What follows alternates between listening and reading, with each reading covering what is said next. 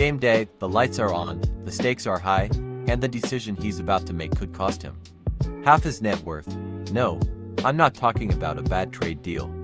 I'm talking about love, or at least, what looked like love. Professional athletes, young, talented, rich, but when it comes to relationships, many of them are playing without a game plan. The result, divorce settlements that look like championship payouts.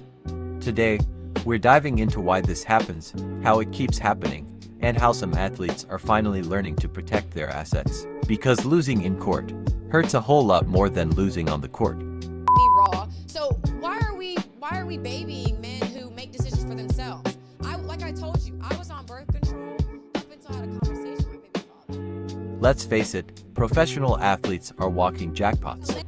You're 22 years old, fresh out of college, and suddenly, you've got millions in the bank and a face that's on TV every week. You're the dream guy, except it's not always your dream. Most of these guys don't realize they're a walking Powerball ticket with legs until it's too late. The gold diggers, oh, they've been playing the long game. You're at the club thinking, man, I'm killing it. She's thinking, man, I'm cashing in. So, how does this work? Let's break down some common strategies.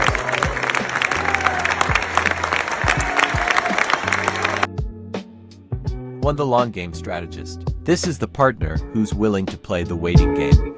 Take Michael Jordan's ex-wife, Juanita.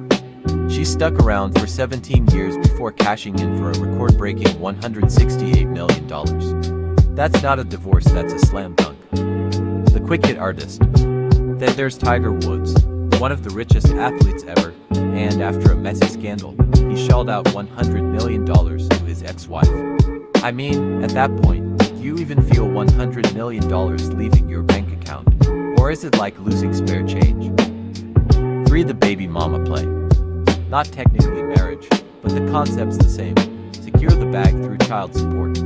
This isn't the main event today, but trust me, it's part of the strategy playbook. So y'all really want to try to come up off a check off of me anyway, you could just fuck an athlete, they're really down. For the prenup gambler. Now, let's talk about Deion Sanders. The man knew the game, he had a prenup. His ex only walked away with a house worth 10 to 12 million. Only. Imagine someone telling you all you're getting is a $12 million house and acting like it's a bad thing. Deion was probably the only guy smiling during his divorce hearing. Stood in front of a judge and said, I agree to all the terms of this prenuptial. They ask you specific questions and you said yes. Now, when it all goes wrong, you don't like the agreement and you make up these lies. Okay, let's look at the scoreboard. Here's a breakdown of some other athlete settlements. Dwyane Wade, $5 million settlement and $300,000 annually in alimony. That's like giving her a luxury car every year, forever. Shaquille O'Neal, reports suggest he's paying his ex-wife at least $20,000 per month in alimony. That's $240,000 a year, or as Shaq probably calls it, my sneaker budget. And these are just a few examples. Statistically, professional athletes divorce at a higher rate than the general population.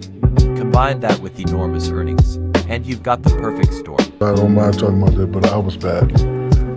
She was awesome. She really was. It was all me. I was just, look, we don't need to talk about what I was doing, but I wasn't protecting her and protecting those vows. The aftermath of these divorces isn't just financial.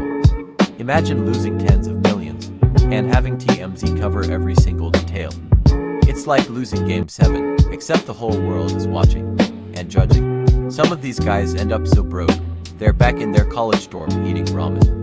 Except this time, it's lobster flavored because, you know, old habits die hard. So how can athletes protect themselves? Here's the playbook they should be using. Prenups are your best friend. Think of it as your rookie contract for marriage. You wouldn't sign with a team without knowing the terms, right? Financial advisors or love advisors. Hire someone who can protect your money. If they tell you not to buy matching Bentleys on your first date, listen to them. Background checks aren't creepy, they're necessary. If you're handing over your heart and half your net worth, it's fair to do some due diligence. At the end of the day, true love does exist, but so do lawyers. And in this game, if you don't protect yourself, you'll lose more than just the championship, you'll lose the mansion too. Let me know in the comments, do you think athletes are just careless, or are these settlements totally unfair?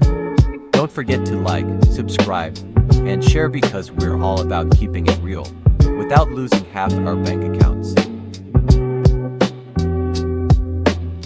Beyonce, y'all get married in 2025? Yep, next year. Rookie year. Yep. And you gonna get married. And you gonna have some babies. Yep. Yeah. I can give you a blueprint on how to make babies. All right, I don't need you.